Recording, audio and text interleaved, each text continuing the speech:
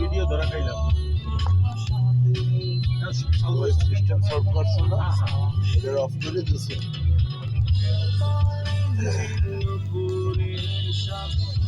এখানে ছিল অপশনটা অটো রিল অত মানে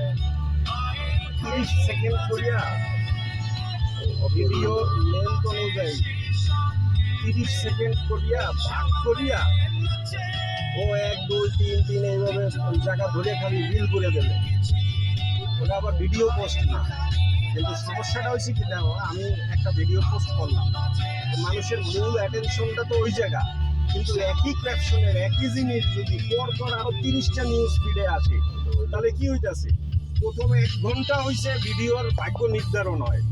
তা 1 ঘন্টায় একটা ভিডিওতে যদি ক্লিক হয় বা ভিউ হয় ওইটা যে পরিমাণ স্ট্রেংথ পায় দেখা গেল আরো 20টা আইতেছে মানুষ তো একটা ক্লিক করে আর পরেরটাই করে না বুঝো না তাহলে ওই ক্লিকটা ভাগ হয়ে যায় একটা ক্লিক 30টা হয়ে যায়